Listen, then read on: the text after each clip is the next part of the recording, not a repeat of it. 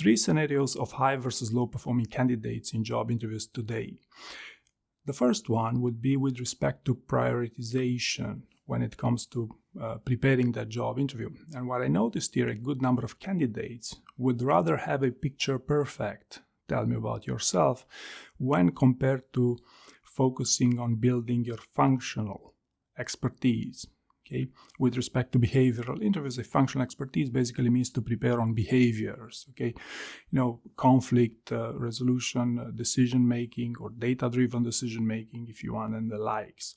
Okay, so whenever you prepare for an intense interview, try to focus on building your functional expertise, because that's what actually will sell you best, right?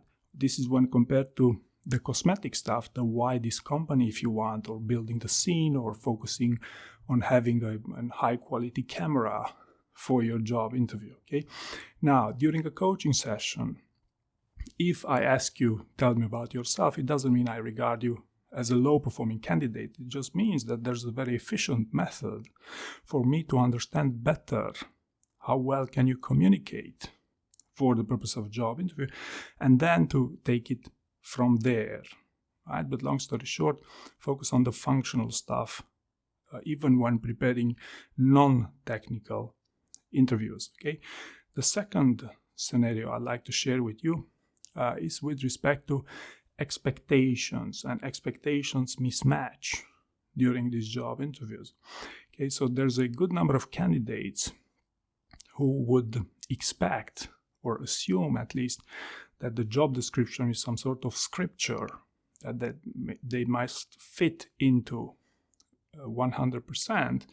This is when compared to other candidates who understand that the job description can actually be nothing more than a marketing manifesto, can be a clone on a previous job description that they used for 10 years, and the job requirements might be actually quite fluid with when compared to what's actually written in that CV. The same goes with the seniority of the role. There's many candidates who assume the seniority of the role is set in stone in the job description. Well, in my experience, this is not actually the case, and the role might be more senior or far more junior than what's written in that job description, right? And maybe one more example here, with respect to hands-on or hands-off roles.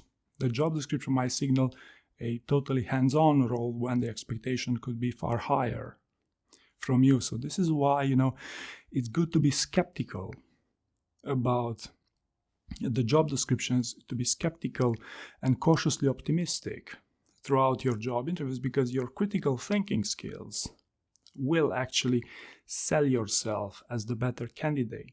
Or if you want an umbrella of what's the critical skill you want to build for interviews to do well, that would be listening skills. So people who can listen well in job interviews and don't just assume very important stuff, these are also the high-performing candidates, right? And the third scenario I'd like to talk about here, it's with respect to interviewing tactics or interviewing tricks.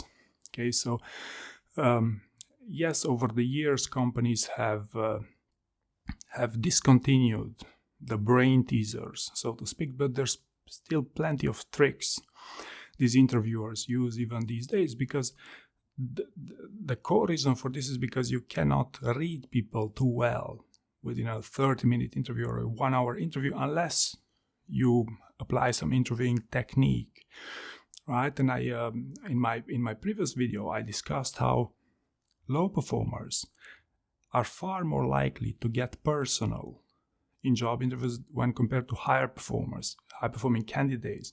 And what happens here is that with this interviewing trick, you will probably spill the beans with stuff you will not otherwise say in these job interviews, because in my experience, as there's no such thing as the perfect job, there's no such thing as the perfect candidate either, right? So listening skills, prioritization are something that you should seriously consider for your upcoming job interviews. I hope you found this useful, and thank you very much for watching.